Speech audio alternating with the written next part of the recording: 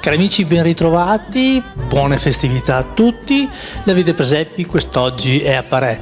Siamo in compagnia di Federico Stringer, che è uno dei componenti del gruppo Presepe Artistico di Parè di Conegliano.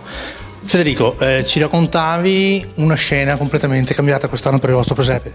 Sì, esatto. Intanto buon Natale a tutti da parte del gruppo Presepe di Parè. E quest'anno abbiamo rivoluzionato tutto, abbiamo fatto dei cambiamenti radicali e abbiamo messo in scena una cosa che i nostri ragazzi forse non hanno mai visto, gli antichi mestieri di una volta. Queste professioni che una volta erano comunissime e che con l'avvento dell'industrializzazione sono cambiate, a volte sono mestieri anche scomparsi. Abbiamo messo in scena lo stagnino, abbiamo messo in scena lo spazzacamino, anche colui che andava a vendere il latte casa per casa, cose che adesso non si trovano più.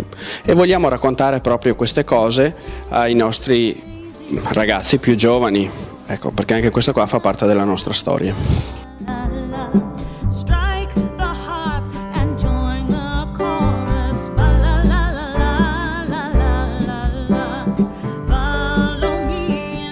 Federico, ormai le festività volgono al termine, ma il presepio continua ad essere aperto. Quali sono gli orari e fino a quando? Allora, gli orari fino al 6 gennaio sono tutti i giorni, dalle 9 alle 12 e dalle 15 alle 19. E dopo Epifania, solo nei weekend, il sabato e la domenica, sempre con orario pomeridiano, fino alla prima domenica di febbraio, che è il 3.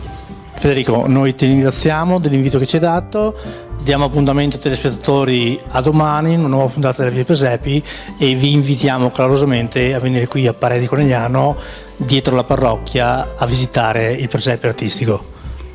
Buon Natale a tutti e grazie, e vi aspettiamo.